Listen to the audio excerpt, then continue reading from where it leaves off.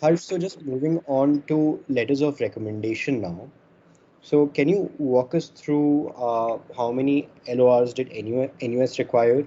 And apart from that, who in your opinion would be an ideal person to get an LOR from? So I think we required two recommendations, and both of my recommendations were from professional faculties in NALSAR itself. Okay. Um, what I think ideally who you should get it from is someone that you have worked with a lot. Of course, you do require at least one academic LOR, I think, is something that I would highly recommend everyone to get, no matter how many years it's been since you graduated. There would be some teacher that would still remember you a bit at least. Yeah. So I do think you should get at least one, but I got both of them from professors, and why it worked for me is because both of the professors I got it from, I had worked with them since my third year at least, second or third year at least. Um, One professor, I had worked at his center in the second year, and I had continued throughout the next 2, 3 years, just popping up into his office and talking about particular areas of laws, especially space law or aerospace and defense laws. And I took his courses, and that's why I think that worked out well because I had done an internship under him. I had taken his courses, and he remembered me, and I Yeah. was one of those volunteers for the center and the running of the center, his I center. remember this one. Yeah, yes. And the second professor was another professor that I had worked with. He had actually helped me get internships. I used to go to him and I used to be like, "Sir, I'm very interested in working with the UN. You have contacts in UN. Please help me get an internship."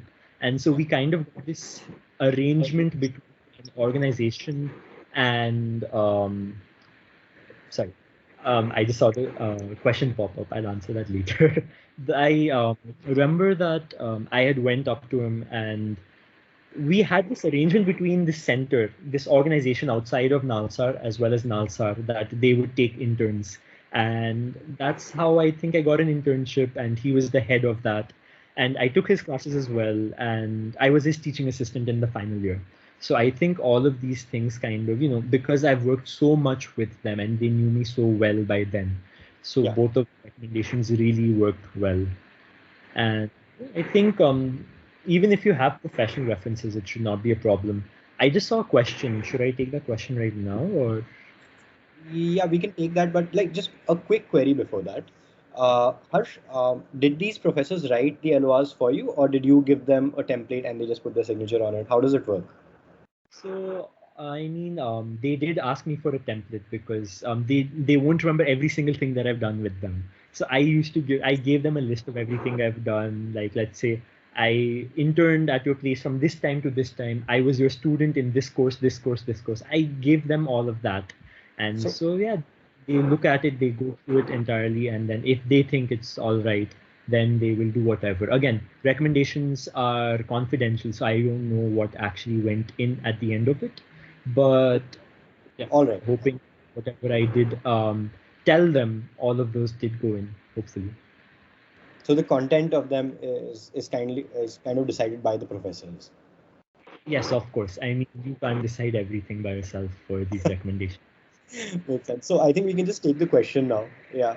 If for the benefit of everyone, it says that can these professors be from other colleges also for research assistantship? Okay, so here's the thing. Research assistantship, I think it is something that's beneficial, but you would need to have at least a long-standing connection with this professor or faculty. Yeah. I've had research assistants who've worked for 1 month, let's say. I don't think 1 month is enough time to actually gauge their interest in whatever masters they're applying for or how they are on campus. But if you have worked with them for quite some time, I think then it does make a difference.